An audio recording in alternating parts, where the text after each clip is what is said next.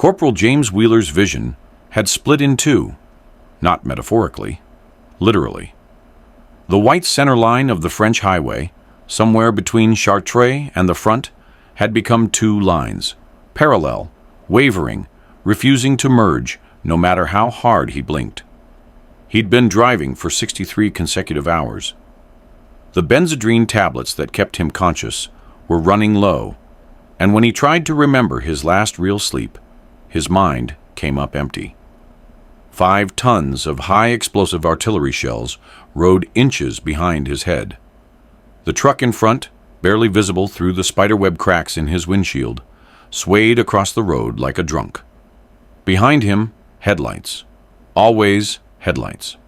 Thousands of them, stretching back toward the Normandy coast in an unbroken chain of light that made a mockery of every blackout regulation he'd ever learned. Wheeler was 22 years old, black, from Georgia. In the America he'd left behind, he couldn't vote, couldn't eat at most lunch counters, couldn't drink from whites-only water fountains. But tonight, hallucinating from exhaustion on a damaged French road, he was keeping George Patton's entire Third Army in motion. 400 miles east, hidden in tree cover, a German reconnaissance officer watched the same highway through field glasses. What he saw violated everything his training had taught him about how armies operate. Vehicle after vehicle, 30 seconds apart, headlights blazing. No attempt at concealment. No caution. No fear. He estimated 1,000 trucks per hour, moving without pause, without apparent regard for ammunition shortages, fuel constraints, mechanical failure rates, or any of the physical laws that had governed warfare since Napoleon. The German officer didn't know he was witnessing the operation that would destroy his nation's last strategic hope. He didn't understand that what looked like American recklessness was actually American abundance, industrial civilization applied to war in ways European military doctrine had never imagined possible. He lowered his binoculars and reached for his radio. In 63 hours, Wheeler hadn't stopped shaking. He'd forgotten what sleep felt like. But he knew, in some part of his mind, still capable of clarity, that every mile he drove proved Hitler wrong. Every ton delivered was a repudiation of the racial theories that said he couldn't do this. The mathematics said this mission was impossible. The trucks kept rolling anyway. What's often overlooked about the German assessment of Allied logistics in August 1944 is how reasonable their confidence appeared. Wehrmacht officers weren't making wild guesses. They were applying hard-won lessons from their own catastrophic supply failures across the Eastern Front. When General Oberst Alfred Jodl calculated that Patton's advance would stall within days, he was using the same arithmetic that had proven devastatingly accurate when applied to German armored spearheads in Russia. An armored division consumed roughly 150,000 gallons of fuel daily when advancing. Patton was now 400 miles from his supply depots. The equation seemed inescapable. What German planning couldn't account for was that American logistics operated on fundamentally different principles. Where German doctrine emphasized conservation and careful planning, the American approach treated vehicles as consumable resources. Where the Wehrmacht still moved 80% of its supplies with horse-drawn wagons, the United States had built the most motorized civilization in human history and simply exported that industrial logic to France. The Red Ball Express, named after railway terminology for priority freight, began operations on August 25, 1944. Not as a carefully planned logistics masterpiece, but as an emergency improvisation. Lieutenant Colonel Lorraine Ayres announced to skeptical officers that they would create a one-way highway system running 20 hours per day, moving a minimum of 12,500 tons daily. The plan violated military textbooks. It required 140 truck companies operating at 90% availability, a rate logistics manuals considered impossible to sustain. 36 hours later, it was operational. The convoy system that emerged reflected American pragmatism at its most ruthless. Trucks moved in 5-minute intervals, maintaining 35 miles per hour. Any vehicle dropping below 25 was removed by military police and pushed off the road. Broken down trucks, and there were roughly 1,800 daily, were either repaired in 15 minutes by mobile maintenance units or cannibalized for parts and abandoned. Engines were swapped in 45 minutes. Entire vehicles were discarded for problems German mechanics would have spent days repairing. To Wehrmacht observers, this looked like chaos. To American drivers and mechanics, it was simply Detroit assembly line thinking applied to warfare. What soldiers couldn't have known at the time was how profoundly their improvised system was psychological warfare. German troops along the front could hear American trucks all night, every night, an endless mechanical rumble that announced American abundance more effectively than any propaganda. Wehrmacht soldiers were rationed to 50 rounds per artillery piece per day. American guns fired without restriction. The 20th Corps expended 100,000 artillery rounds in 24 hours during the reduction of Metz fortifications, every shell delivered by Red Ball trucks operating in open defiance of military concealment doctrine. The sound itself became demoralizing. It communicated a message German soldiers understood viscerally. You are fighting a nation that can afford to waste more than you can produce. The human cost of the Red Ball Express reveals the moral complexity embedded in every logistics triumph. Roughly 75% of the 23,000 drivers were African American soldiers serving in an army that wouldn't be desegregated for another 4 years. These men couldn't drink from whites-only water fountains in much of America.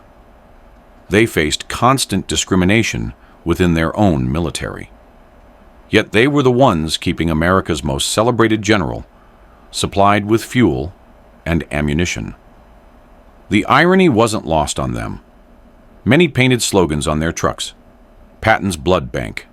Hitler, here we come. The messages carried layered meanings. They were proving Nazi racial theories wrong with every ton delivered, every mile driven, while exhausted beyond human limits. They understood they were demonstrating competence that directly contradicted both German ideology and American segregation. Historians still debate whether the Red Ball Express accelerated the integration of the American military, or merely highlighted the hypocrisy of fighting fascism with segregated forces.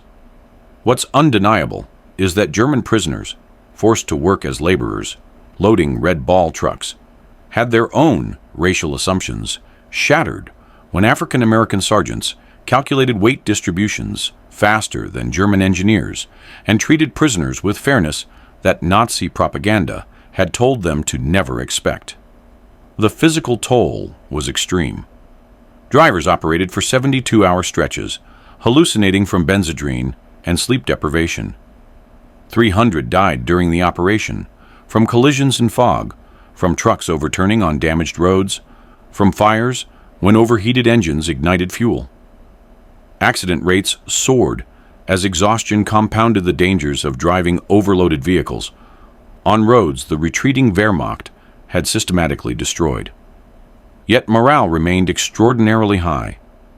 These men understood they were making history, even if that history wouldn't immediately translate into equal treatment at home. Every mile they drove, while German observers calculated their mission.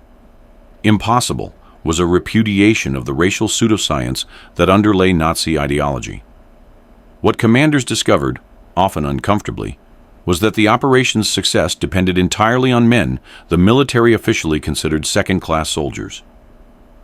The Red Ball Express forced both sides to confront realities their military traditions had obscured. For the Germans, the revelation was existential. Field Marshal Walter Model's assessment cut to the heart of Wehrmacht despair. If these reports are accurate, we face not a superior army, but a superior civilization. They make no effort to hide because they don't fear us. They waste resources because they have infinite resources. Model wasn't exaggerating. The Red Ball Express consumed 300,000 gallons of gasoline daily, just for its own operations, more fuel than many entire German armies received. American forward fuel dumps exceeded Germany's entire strategic reserves. The disparity wasn't tactical, it was industrial. German officers who had pioneered Blitzkrieg, who had revolutionized combined arms warfare, found themselves outmatched not by superior tactics, but by superior production capacity. The United States was building more trucks weekly than the Wehrmacht possessed in France. When American vehicles broke down at a 30% daily rate, a figure that would have paralyzed any European army, American production simply replaced them faster than they failed. Captured German officers provided the most eloquent testimony. Oberst Hans von Luck told his interrogators, "We knew we'd lost when we understood your supply system. You violate every rule, waste fuel, abandon vehicles, exhaust drivers, yet succeed through sheer volume. You've industrialized warfare beyond our comprehension." What's often missed in triumphalist accounts is that this industrial approach came with moral costs the Americans didn't fully reckon with at the time. The same abundance that made the Red Ball Express possible depended on a home front war economy that enriched some Americans while marginalizing others.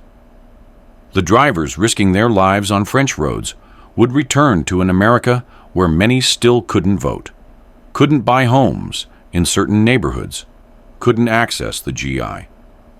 Bill benefits their white counterparts received. The Red Ball Express succeeded by treating human endurance as another resource to be consumed and replaced. Drivers were pushed beyond safe limits, then rotated out when they collapsed. The operation's efficiency depended on accepting casualty rates, 300 dead in 82 days. That would be considered unacceptable in peacetime logistics. By October 1944, advancing railheads began reducing the Red Ball's necessity. The operation that was supposed to last 10 days had continued for 82, delivering 412,000 tons across 122 million ton miles.